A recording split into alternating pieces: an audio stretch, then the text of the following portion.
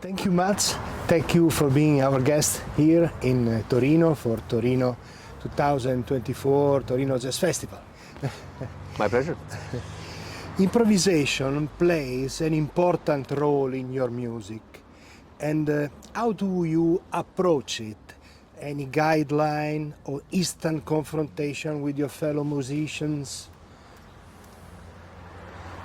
Yeah, it's different in different contexts and different groups, of course, but improvisation is a mechanic that I'm very interested in because it's about communication, and communication is about sharing, and I think on a deeper level sharing is something we humans need to do a bit more, yeah? Because we are in a relatively weird time right now, and there's a lot of shit going on which I don't really like. And I think to do this kind of music, when it's a lot about direct communication between human beings, is something that can perhaps be a help for some people to understand the whole situation a bit better. And we love to improvise anyway with our music. So improvisation will always be a very important part. But with the end, this group, there's a lot of composition too. So it's a balance between the composed material and the open stuff and the frictions that are born between the composition and the open stuff. So this is what we are dealing with all the time, to find a balance.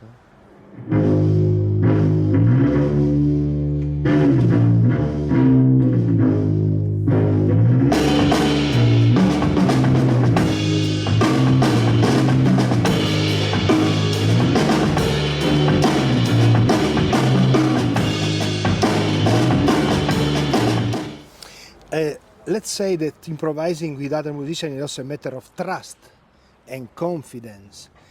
About your collaboration and musical meetings, how they are born?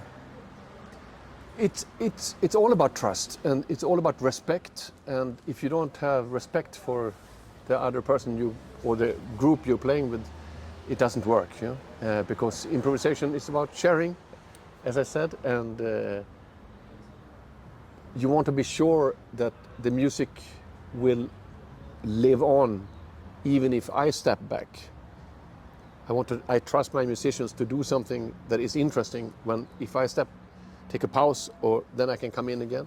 So it's all this balance of giving and taking all the time, and I think it's extremely important to find different situations. I don't want to feel safe. I never want to play safe. I want to be challenged by the situation. So that's also important, to have an audience that could feel the challenge being born, you know, when we're playing. I don't want to follow a script. I mean, we have pieces, and the pieces have a structure. But inside of the structure we can open up, and also between the pieces we can do completely free things, or solos, or anything, or it could be just some reading of some text or anything. So I don't like situations where the music is completely fixed and set and I know what will come next. I want to be able to make my own decisions in music and in life.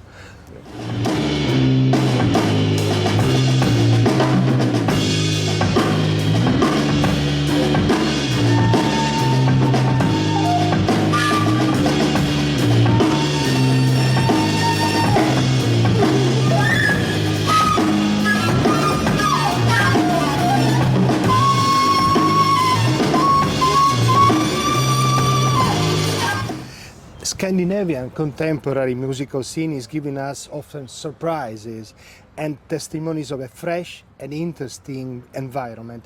Is it still like that? It depends who you ask.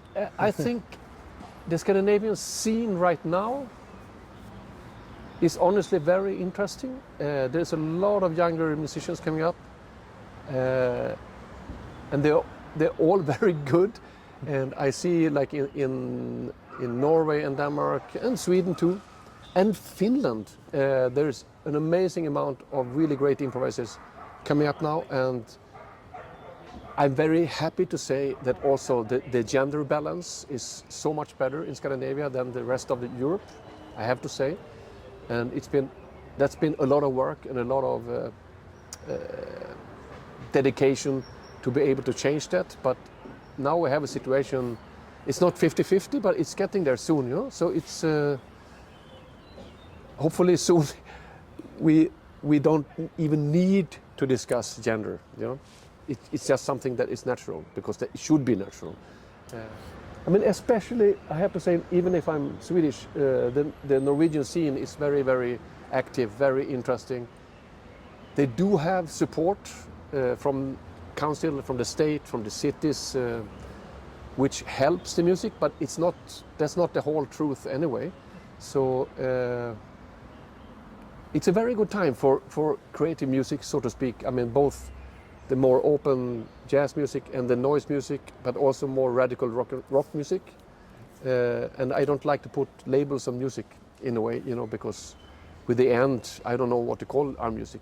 There is jazz elements, there's rock elements, there's noise elements, there's folk elements. And I like the confusion it creates, that people, they're not sure what it is. It's music, and it's about communication.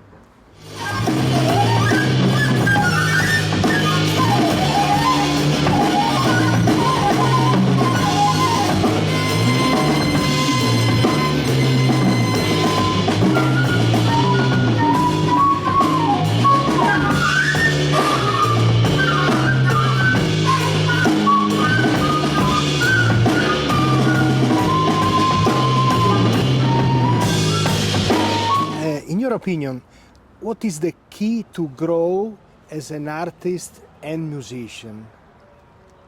It's related to everything we talked about before, to find new challenges and to work with people that you trust and respect. So I would say it's, as an artist, for myself, it's very important to have a couple of handful of working groups that I come back to and work, like with The End, with Fire Trio, Gush, which is one of my first groups. We are returning to the world like the phoenix bird, you know. After many years of pause, we are back, and it's a special thing when you play with people for, well, in the case of Gush, we played for 35 years, you know, which is crazy, lunatico. So it's very important to have those working groups and long relation with people. But it's, on the other hand, also very important to find new situations and new musicians to work with. Because that kicks me, and it helps also the situation with the working groups. So it's a win-win. One feeds the other. So, I mean, for instance, since a year, I've been doing a lot of duo work with Zoe Pia, who plays Launedas, Sardinian. And it's fantastic, it's great, and I'm getting a lot of new ideas with the help of her music and her person. So you need new input all the time, and I hope I can stay curious my whole life, because that's a key to everything. You know, if you stop being curious, you can stay home. You know, it's like I'm curious about other music, I'm curious about other people. I want to learn more. And it's not about a fast way of learning, like one-click internet learning. It's not for me. It's more on the human condition, and it's like slow. It has to be slow to really go deeper inside of you. And relations can't be born like this. It takes time to develop a relation. And it's the same with food. You know, fast food is fast food. It makes you sick. Well-cooked food, Italian food, makes you happy, and if it makes you happy, you can hear it in the music. So everything makes sense, you know. And I think it's important in the times we're living right now to slow the tempo down. You know, it's too much, it's too hectic, and I think people can't comprehend. They can't take everything in. It's too much. It's an overload of information. And I think we need to take it a bit more slow and learn things better and deeper. You know, not far from here, somebody invented slow food, so maybe we Yeah, understand. it makes sense in Italy. Va bene. Jazz language is always mutating, but perhaps this is its strength. No? Quoting Ornette Coleman, how can we imagine the shape of jazz to come? I think the shape of jazz to come is here all the time. I don't like to put the labels on anything, and I think it's up to anyone to put, if they want to put a label, they do it. We should just be open and listen. And I mean, there's so much. I mean, musically, we live in a time which is like, it's post this and post that and post this and post that. And it's more important than ever to create your own language and your own music. Something that speaks from your inner emotions and your intellect and the combination of the two. And we can't really create a new genre or a new style.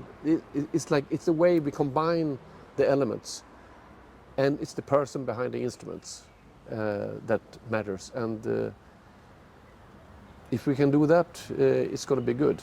We have the shape of jazz to come. Thank you very much. Thank you, Mats. Grazie, prego.